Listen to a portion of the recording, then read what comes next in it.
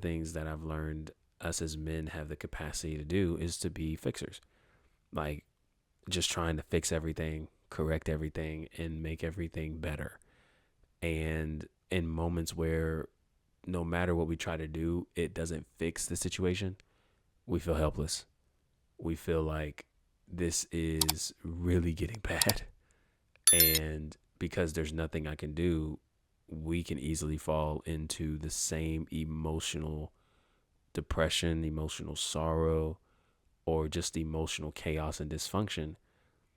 And now, instead of being able to lead and be that person that others can lean on and be that person that can hold space for others, um, there's just a lot of emotions taking place. And I want to preface this by saying this too, because I don't I do think, in on one hand, us as men have to be willing to step into those spaces and lead by being emotionally aware, emotionally intelligent enough to not just read a room, but be able to hold space, right? Like, and at the same time, also be able to acknowledge our own feelings, right? Like, because we're human beings too. So there's always that tension of, well, how do I make room for what I'm feeling, be vulnerable with what I'm feeling, but at the same time know that I'm supposed to be the one that's leading in that around my family, around people that I love, around my community, around my friendships, around people who really don't have the tools that I'm equipping to become more emotionally intelligent. Much of a good question that is,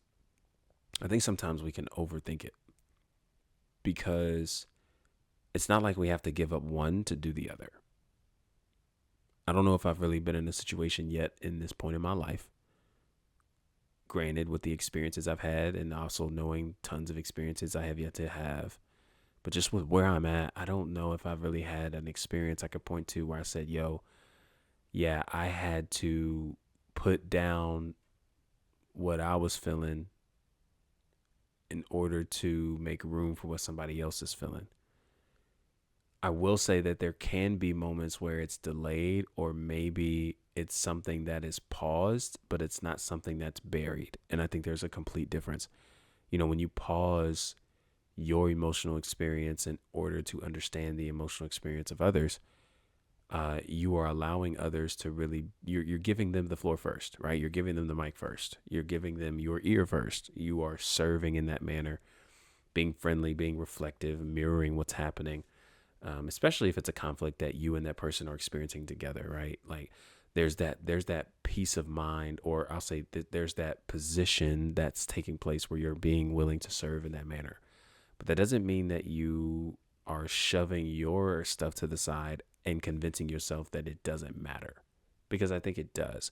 It just means it's just like, maybe in this very moment, I'm not as emotionally dysregulated as maybe my partner, the person I'm talking to, my friend, my coworker.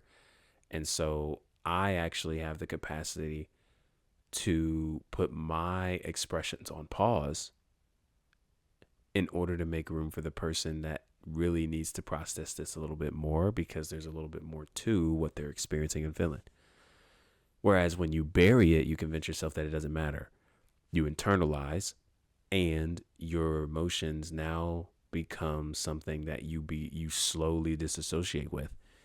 And we have to be careful with that dissociation or depersonalization. So I'm going to use these terms here, and I want you guys to be familiar with them, because they're going to be used often in our conversations, because it's just describing how the body works and how the brain is programming our body to respond to certain traumas. And when I define how I define traumas, it's just simply emotional wounds.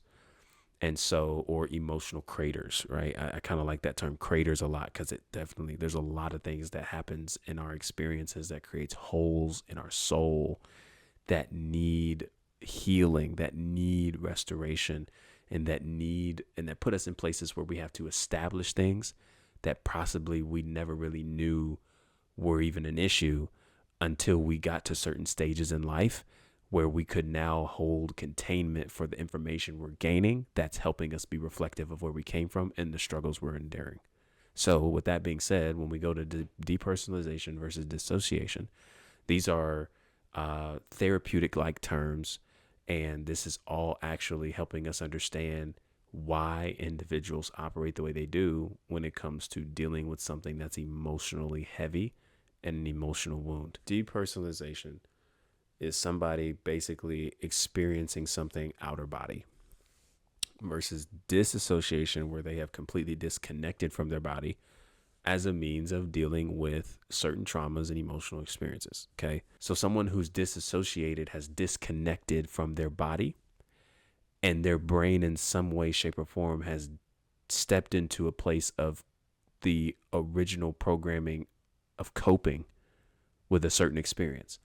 So for example, if as a child, when your parents were yelling, arguments were happening, and it got extremely intense, to the point where you may have even thought that there's a possibility that something abusive is taking place. How you dealt with that as a child, because you could not find safety in the same individuals that were causing the chaotic environment, you found something that helped you cope with that moment as a means of survival. So if it was zoning out and tuning out the noise, if it was you turning to stress eating, if it was you blasting music, right? So you couldn't hear the background noise, or turning up the television if you had a television in your room, right?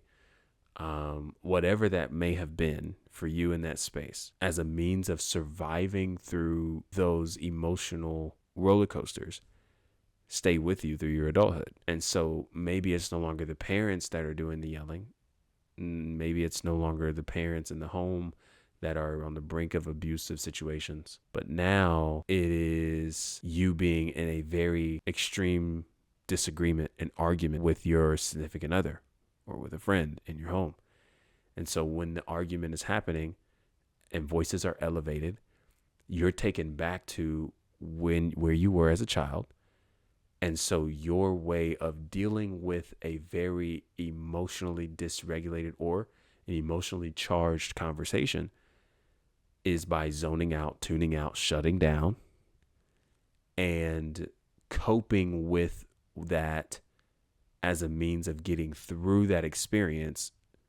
But what's crazy is your body is taking you back to how you operated in that as a kid. Disassociation could actually be a way of numbing, right? So somebody who, when they are experiencing an emotional wound, an emotional traumatic experience, how they cope with it is they drink, right? They're turning to drugs. They're turning to sex. They're turning to pornography and masturbation. They're turning to business and busy work, right? All these different kinds of things. They don't always have to be as extreme as strong addictions, as much as it is, hey, I'm just participating in a certain behavior and activity.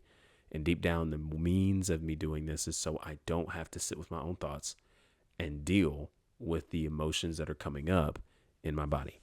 What does all this have to do with what we're talking about in this exact episode? Well, I think it's just pretty simple that we have to give room for people to process things.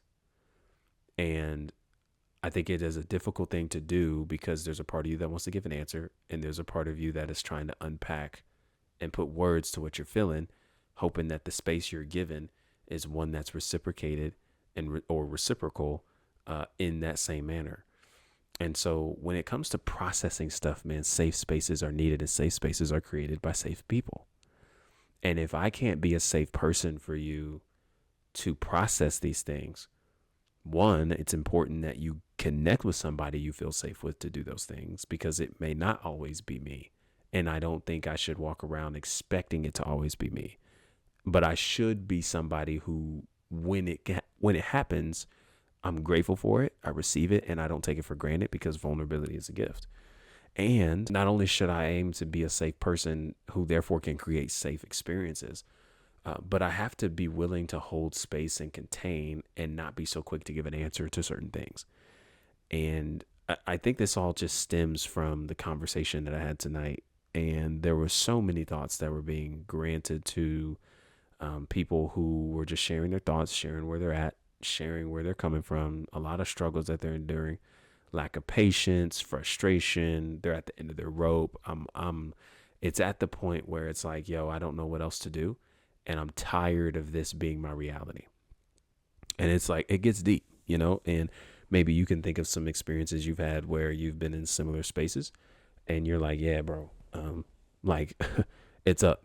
And you know, it's crazy. Like, I don't even necessarily, well, of course I'm gonna use my recent example, but I mean, there's plenty of times I've had conversations with people, friends at one point or another in the season of life where getting to know more of where they are and what they're feeling, it was so interesting hearing their responses. Like, yo, bro, like every time I talk to somebody, they always have an answer for me.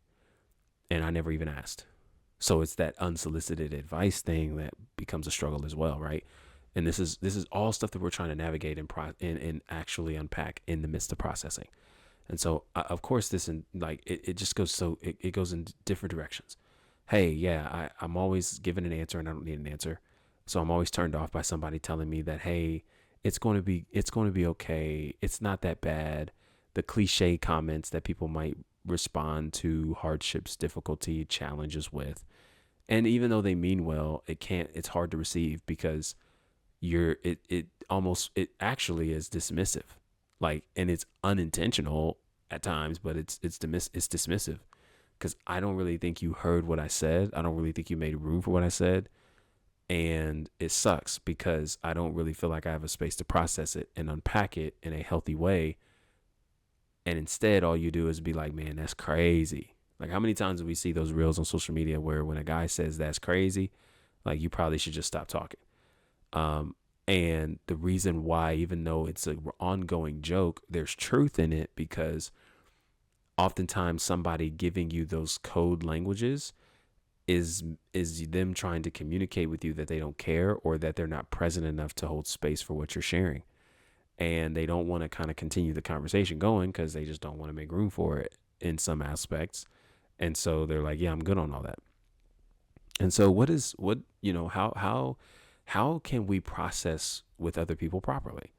How can we actually process not just with other people properly, but how can we process our own emotions properly? And I really love that because I think, there's plenty of scriptures that I think comes to mind in this entire conversation that I think could actually guide us into learning how to properly process our emotions and process with other people with where they are. And I just think I looked through at the book of Psalms, from the first chapter to the last. It's David lamenting, praising, worshiping, reflecting, but a worshiper at heart through who he is, an author of the percentage of the Psalms, I guess I should say. And then, of course, there's a mixture of other authors as well throughout the book. But it's just full of lamenting. It's full of David really expressing where he is, being honest about where he is, and allowing God to be experienced in a way that maybe David hadn't yet experienced God. And that is seeing him as one who actually makes room for my anger, one who actually makes room for my sadness, one who actually makes room for my grief, one who actually makes room for my disappointment, even if it's all with him. God's still making room for those things. And so that's one place that I would reference it. I think about Job, and I try not to touch too much on Job just because it's a very, very extremely strong book when it comes to suffering. And but I will express this much from Job, that one thing we see through reading the book is Job is struggling and his friends are coming with answers. And when Job begins to respond to his friends, it's a struggle because they're coming with trying to figure out why he's in it. And Job, on the other hand, is just expressing what he's feeling while he's in it. And so you got somebody trying to give an unsolicited answer to something that wasn't asked. And you got somebody who's trying to communicate where they are and how they feel to somebody who's trying to wait to hear the right thing or a specific word, a specific phrase, to then feel like they are given the clearance to speak something over that person that they believe they need to hear. Now, I want to preface all of this by saying, or this specific part by saying, I do think that the Holy Spirit can prompt our hearts to say certain things. I think that's why our willingness to remain in prayer, have a prayer life, study life, all those kinds of things are important, because those are what actually prepares us for those moments when God might just want to drop something on us to share to somebody that we're in the midst of conversation with, who's expressing a lot of what they're dealing with. And there's also times where we just don't need to give an answer. We just need to be present. And part of processing is learning how to build and nurture the gift of your presence and allowing your presence to be enough.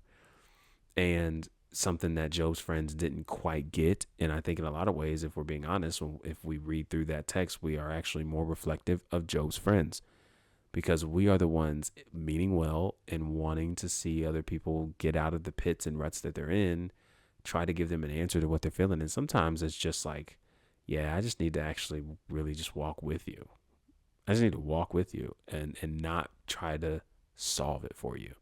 Hey, family, I'm so glad that you watched this video. Thank you so much for tuning in. Listen, if you want to see more clips like this, definitely don't forget to like, subscribe, share this video. This was a part of an entire podcast that we did, which should be somewhere located on the screen, as well as letting you know that your boy also has a community for a safe space for men on a school community that is designed to help you heal and become your best you in all areas: faith, relationships, energy, and economics. If that's something you're interested in, click the link in the description below and let's connect.